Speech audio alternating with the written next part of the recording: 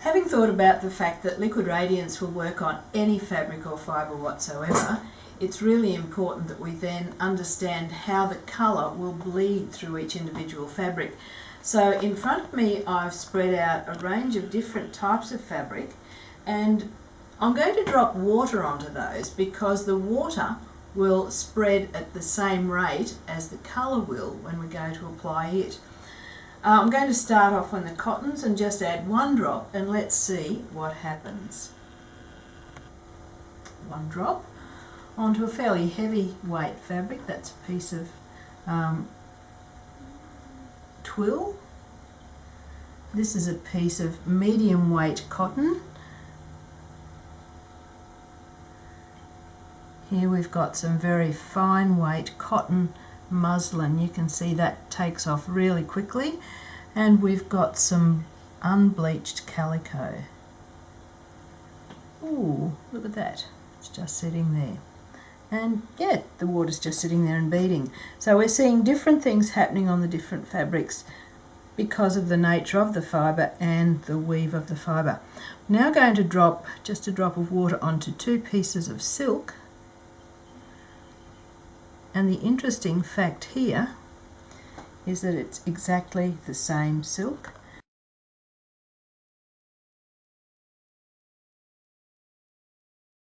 So what we're seeing here after a couple of minutes is different spreads of colour of water according to the amount of fabric or fibre there is in each of these fabrics, which indicates that we would need more colour on some of these to actually fill the area with colour. So on a heavy weight like the cotton gabardine, yes, it's going to take a lot more colour to fill up that fabric than it would on, say, the muslin here, because the colour is going to spread much further.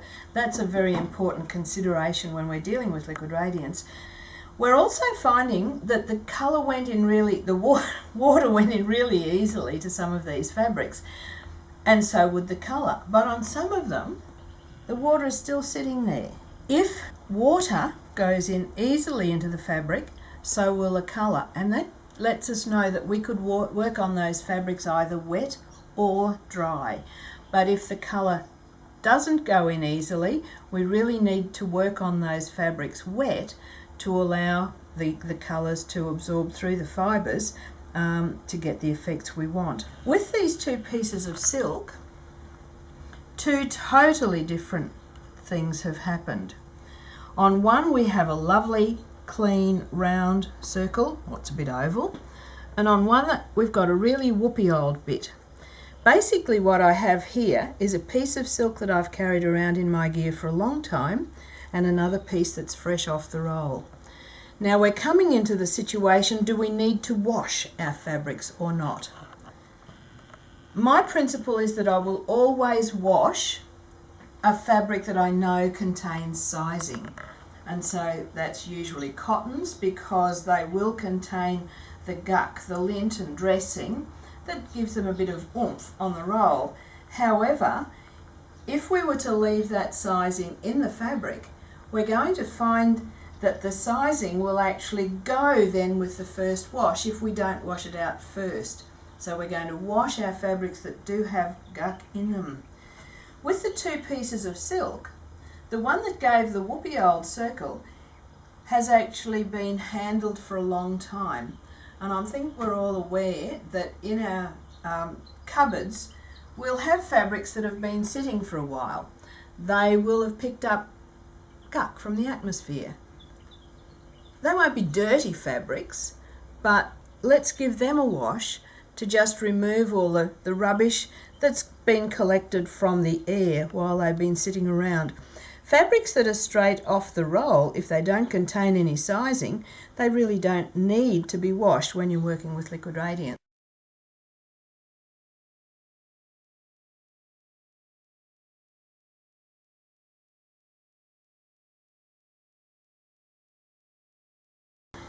First up, we're going to just drop some colour onto some dry silk and some dry cotton and make a comparison.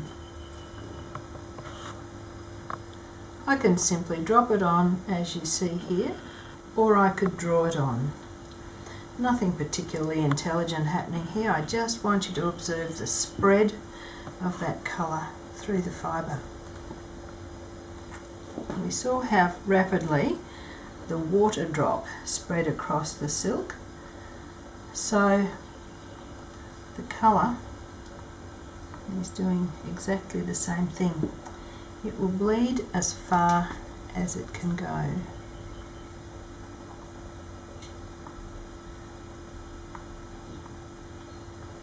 As I'm putting the colour on, I am being careful not to overload the fibre. However, if I put a little bit of excess in the middle there, just to spread those colours a little bit more, that's okay.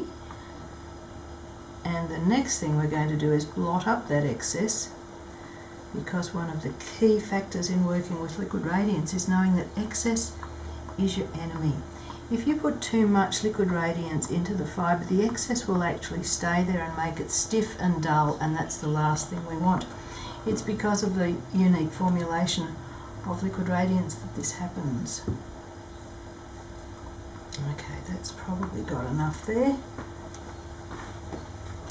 And I'm just going to use a little bit of craft paper to pick up the excess. And because that colour is still wet, it's going to continue to bleed a little more. So let's now see the same thing happening on the cotton. Different movement.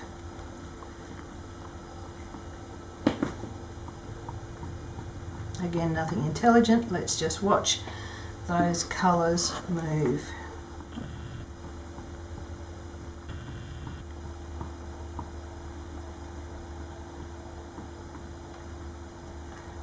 Because the cotton is sucking up that colour, I'll need more of it to fill the fibre.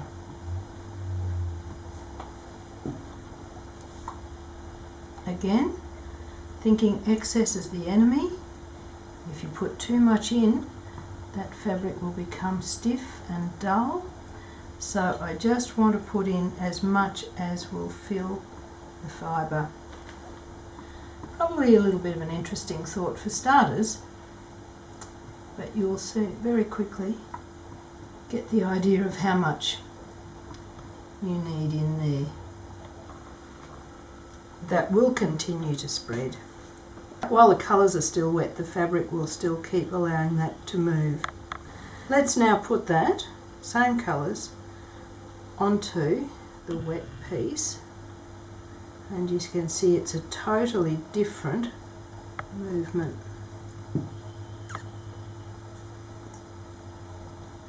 The fabric is wet. It's saying, I'm full. This time, as the water dries, the colours will actually move to fill up those spaces.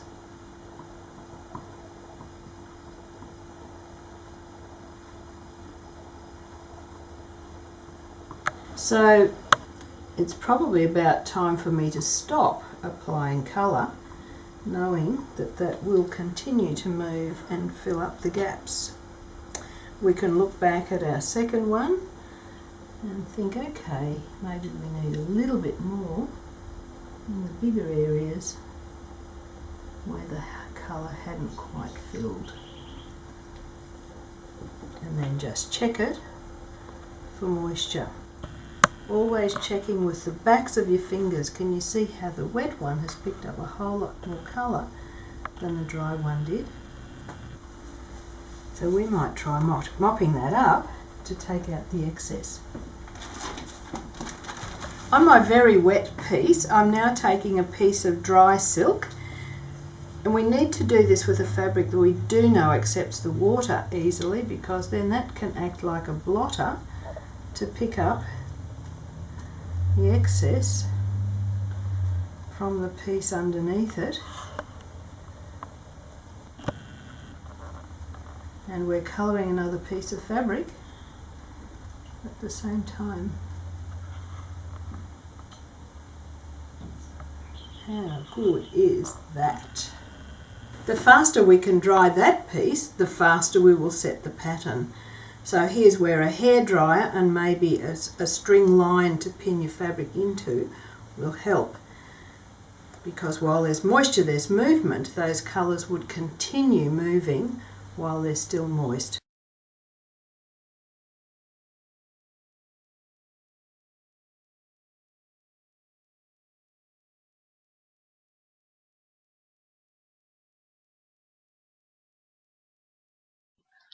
So let's summarise this very simple dropper technique.